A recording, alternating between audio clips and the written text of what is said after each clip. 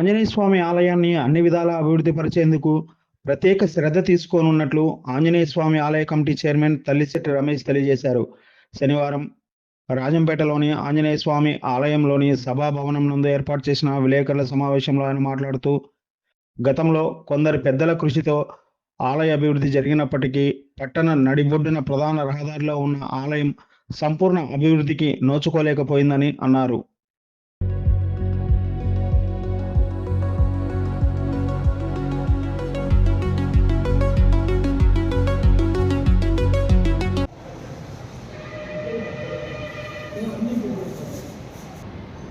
గత కొన్ని సంవత్సరాలుగా మన ఆంజనేయ స్వామి గుడికి కమిటీ అనేది లేదు. దానివల్ల అభివృద్ధి అనేది గుడి డెవలప్మెంట్ అనేది ఆగిపోయింది. గతంలో మన కొంతమంది సభ్యులు గుడిని బాగా రినోవేషన్ చేసి పాత గుడిని మరలా అది పడగొట్టి మళ్ళా గుడి కన్స్ట్రక్షన్ చేసి ముందు పెద్దవాళ్ళు ప్రొఫెసర్ సుబ్రహ్మణ్యం అన్న కావచ్చు బాగా డెవలప్ చేశారు. ఇప్పుడు మా కమిటీ వచ్చిన తర్వాత పోయిన నెల 28వ తారీఖు కమిటీ ప్రమాణ స్వీకారోత్సవం జరిగింది. అప్పటి నుంచి మా కమిటీ కూడా మేము పూర్తి బాధ్యత తీసుకుని గుడి అభివృద్ధి చేయడంలో ఏం చేయాలనేది మా కమిటీ అందరూ కూడా కూర్చొని మీటింగ్ పెట్టుకుని నేను కూడా మీటింగ్ పెట్టుకున్నాము.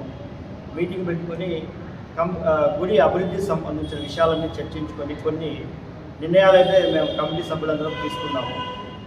మా కమిటీ వచ్చిన తర్వాత బయట కూడా కొన్ని విమర్శలు అనేది వస్తున్నాయి. ఆ విమర్శలు ఏంటనేది కూడా మీ ద్వారా ప్రజలకు మేము దానికి ఆ విమర్శలకి క్లారిఫై ఇవ్వాలనే ఉద్దేశంతో కూడా మేము ఈ ప్రెస్ మీట్ పెట్టడం జరిగింది. మొదటిగా అంతరాలయ దర్శనానికి 25 రూపాయలు ఈ టోకెన్ అనేది ఉంది. 25 రూపాయలు ఈ 25 రూపాయలు తీసుకుని లోపలికి వెళ్ళడానికి అనేది ఎండోమెంట్ వాళ్ళు గత 15 సంవత్సరాల నుంచి కూడా 25 రూపాయలు వాళ్ళు ఎండోమెంట్ వాళ్ళు పెట్టున్నారు. కానీ కమిటీ లేనందువల్ల ఈ 25 రూపాయలు అనేది ఇంప్లిమెంట్ కాలేదు. అంటే స్వాములు అవ్వచ్చు లోపలికి పబ్లిక్ లోపలికి వెళ్ళడానికి టికెట్ తీసుకుని వెళ్ళాలనే అవగాహన కూడా ఎవరికి లేకుండా గతంలో ఉండింది. ఇప్పుడు మేము వచ్చిన తర్వాత ఈ 25 రూపాయల టోకెన్ అనేది కంపల్సరీ లోపలికి వెళ్ళడానికి ప్రతి భక్తుడు లోపలికి వెళ్ళి అర్చన చేయించుకోవడానికి అంతరాలయ దర్శనానికి వెళ్ళి అర్చన చేయించుకోవాలని ఉద్దేశం ఉండే వాళ్ళకి 25 రూపాయల టోకెన్ అనేది మేము అమలు పరుస్తున్నాం. అంటే ఇది గతంలోనే ఉండింది, ఇంప్లిమెంట్ లేదు, ఎవరు దీన్ని అమలు పరచలేదు. ఇప్పుడు మేము కమిటీ వచ్చిన తర్వాత కొన్ని నిర్ణయాలు తప్పకుండా తీసుకోవాల్సిన పరిస్థితి ఉంది. ఎందుకంటే ఈ గుడికి గతంలో 1,10,000 రూపాయలు ఆదాయము ఎండోమెంట్ వాళ్ళ తరఫున రికార్డులో 1,10,000 సంవత్సరానికి ఆదాయం చూపిస్తున్నారు. రికార్డుగా 1,10,000 రూపాయలు.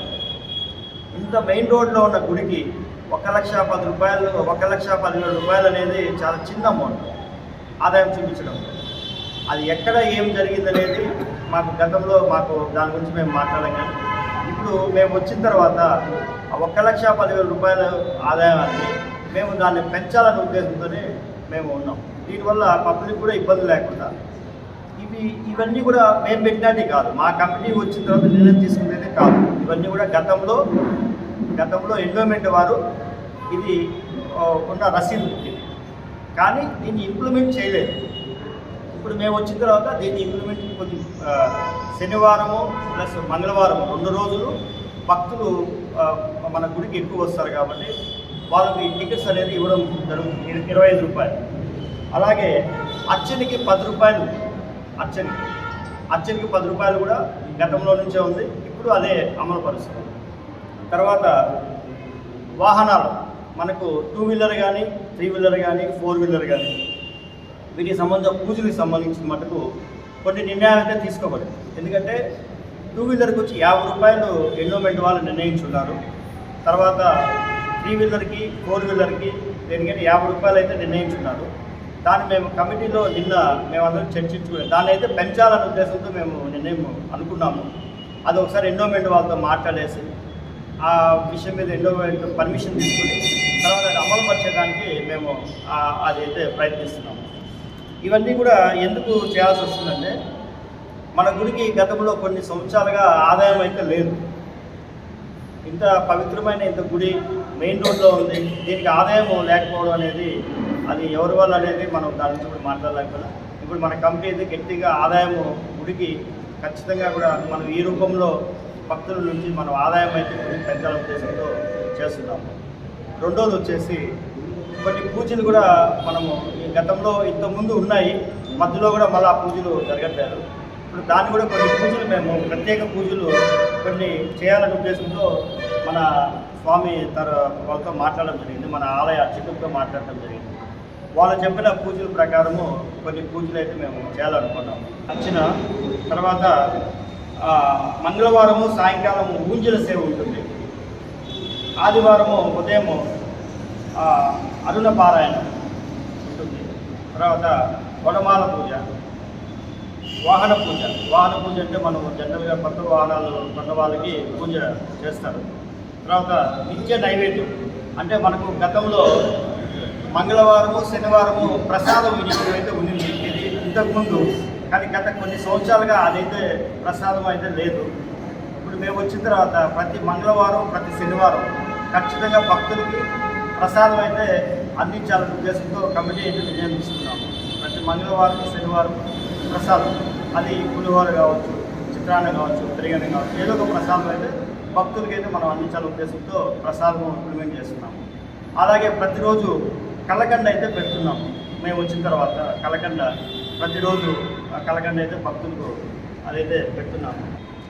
సత్యనారాయణ వ్రతము సంవత్సరానికి 4 సార్లు వస్తుంది. సో ఆ పూజలు అయితే ఇప్పుడు మేము ఇంప్లిమెంట్ చేయాలనే ఉద్దేశంతో ఉన్నాము.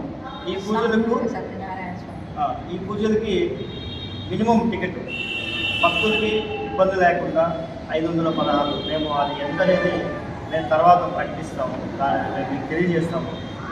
ఆ పూజల వల్ల ఏమవుతుందంటే మనకు భక్తులు కూడా గుడికి రావడం కూడా పెరుగుతుంది. మన స్వామివారికి సంబంధించినటువంటి కొన్ని భూములు అయితే ఉన్నాయి. ఆ భూముల లిస్టు కూడా ఇప్పుడు మేము ఎండోమెంట్ వారిని అడిగాము. ఆ లిస్టు కూడా మాకు త్వరలో ఇస్తూ ఉన్నారు. ఆ లిస్టు వచ్చిన తర్వాత భూములు ఎక్కడెక్కడ ఉన్నాయనేది ఐడెంటిఫై చేసి ఆ భూములు ఏ పరిస్థితుల్లో ఉన్నాయి, ఆక్యుపైలో ఉన్నాయా ఏంటనే దాన్ని కూడా ఒకసారి మేము చూసుకొని ఆ భూములు కూడా గవర్నమెంట్ సహకారంతో ఎండోమెంట్ సహకారంతో మేము మా కమిటీ సభ్యులందరం కూడా ఆ భూములు కూడా ఖచ్చితంగా స్వామివారికి హ్యాండ్ ఓవర్ చేయాలనేది మేము గట్టిగా నిర్ణయం తీసుకుంటున్నాము. ఎందుకంటే భూములు గతంలో ఉన్నా కానీ కొంతమంది అది ఆక్యుపైలో ఉన్నాయా ఏంటనేది కూడా మాకైతే తెలియట్లేదు. మనం లిస్ట్ తీసుకుని అవి ఒకసారి మొత్తం ఎక్కడెక్కడ భూములు ఉన్నాయి, ఏ పరిస్థితిలో ఉన్నాయి చూసుకొని తర్వాత మనం ఆ భూములు కూడా స్వామివారికి గుడికి అయితే అప్పచెప్పడం జరుగుతుంది. శనివారం మంగళవారం కూడా మనం ప్రసాద వినియోగం అయితే చేయాలనే ఉద్దేశంతో ఉంది. దీనికి భక్తులు కూడా వాళ్ళకు పుట్టినరోజులు కానీ లేదా పెళ్లి రోజులు కానీ మరి ఇతర కార్యక్రమాలు ఏదున్నా కానీ వాళ్ళు వచ్చి ముందు రోజు కానీ వచ్చి మాకు తెలియజేస్తే వాళ్ళ పేరుతో అర్చన చేసి ప్రసాదం వాళ్ళ పేరుతో ప్రసాదం అయితే మనం భక్తులకి ఇవ్వడం జరుగుతుంది. సో ప్రజలు కూడా ఈ అవకాశాన్ని కూడా ఒకసారి వినియోగించుకుంటే మంచిది అభిప్రాయం.